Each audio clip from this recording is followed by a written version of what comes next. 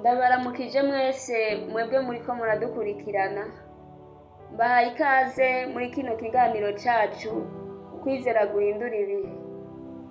Uyu munsi tukaba tuza gusangira aya majambo meza cane ashingiye ku ngaruka zo gutanga ikigira cumi. Reka dusome ijambo ry'Imana. Maraki igice ca 3 10 kugeza kuri 12. Muzane mu bubiko ikigira cumi gishitse, kugira ngo inzu yanje ibemwo ivyo kurya. Enda nimubingeragereshe, niko Uhoraho Nyeningabo agize. Murabe ko ntazobagomororera ingomero zo mw'ijuru, nk'abacuncuburira umugisha mukabura aho muwukwiza. Nzokankamira urugi ku bwanyu, ntirwonone imirima yo mu ndimiro zanyu. Kandi n'umuzabibu wo mu ndimiro zanyu ntuzorumba, niko Uhoraho Nyeningabo agize. Kandi amahanga yose azobita abanyehigwe, kuko muzoba igihugu c'igikundiro, niko Uhoraho Nyeningabo agize. Amen. Kumbure aya majambo ashobora kuba atari mashasha mu matwi yawe. Birashoboka akaba atari irya mbere wumvise aya majambo. Ariko uyu munsi Imana yashimye kuyagarukana kuri wewe, kugira ngo ushobore gutahura kumbure kuruta uko wari warigeze gutahura. Uyu munsi mw'ishengero ry'Imana uko bimeze, abakristu ntitugitanga ikigira cumi. Satani yaradushizeko uruhumyi ku maso, yaradushizeko uruhumyi ku buryo niyo bishitse umuntu agahezagirwa yibagira gutanga ikigira cumi.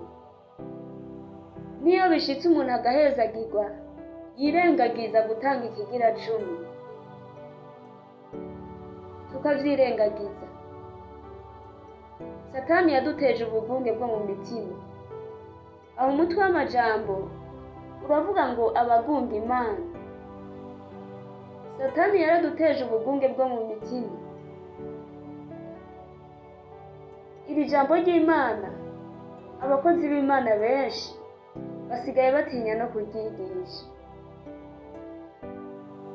ku buryo niyo mpwemu Imana yoribahishurira vy'ukuri akabemeza ko ariryo bagomba kwigisha, usanga hariho benshi botinya kuryigisha ishengero ry'Imana, kubera yuko iyo bigishije rino jambo uca umenga bariko barasega abakristo. Abakozi b'Imana uca umenga bariko barasega, uca umenga bariko barasega abakristo. Ariko kandi natwe iyo twumvise rino jambo tuca dutangura kugira bwa bugunge bwo mu mitima, tugatangura kwiyumvira yuko umukozi w'Imana yashonje, tugatangura kwibaza yuko umukozi w'Imana yakenye, ashaka ko dutanga amahera canke ashaka ko dutanga ibija mu mufuko wiwe. Ariko siko biri bene data. Iri ni ijambo ry'Imana ryanditswe mu vyanditswe vyera, ryahumetswe n'Imana. Tugomba kuryizera nk'abakristo. Imana yacu yarabivuze twinginga, ngwenda nimubingeragereshe, murabe ko ntabagomororera kuri za ngomero zo mw'ijuru, nk'abacuncuburira umugisha tukabura naho tuwukwiza.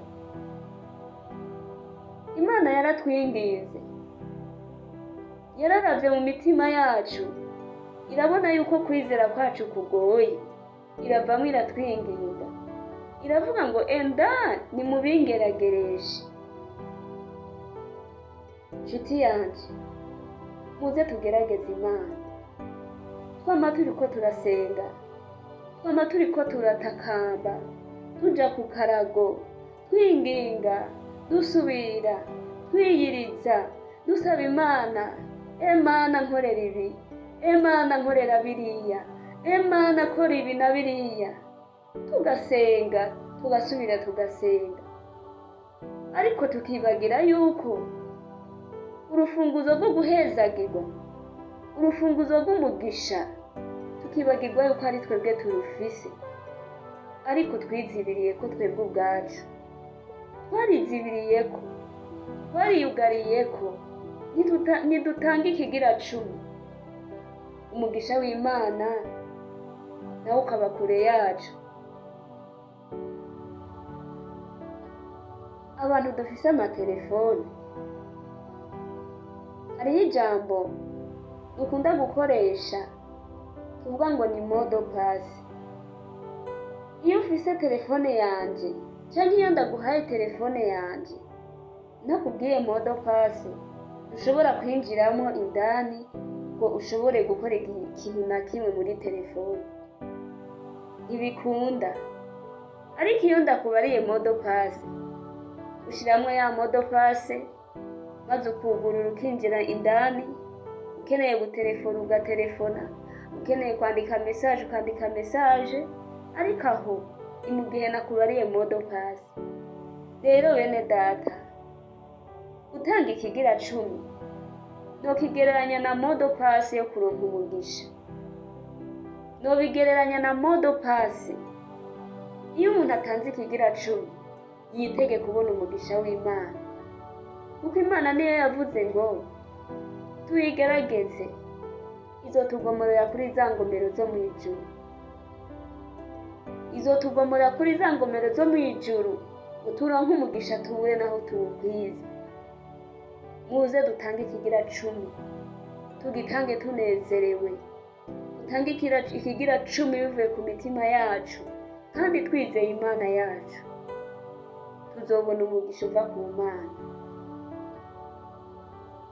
Nimba uri umukristo ukaba wumvise rino jambo, hera uno munsi ugende ukore mu vy'Imana yaguhaye, utange ikigira cumi, ugende kw'ishengero ryawe aho usanzwe usengera, mu nzu y'Imana utange ikigira cumi, uzobona umugisha w'Imana. Kuko iyo Mana twizeye ntabwo ibesha, twizera ko ijambo ryayo ari ukuri. Rero ngo hahirwa uwumva bagakora icyo ijambo rivuze.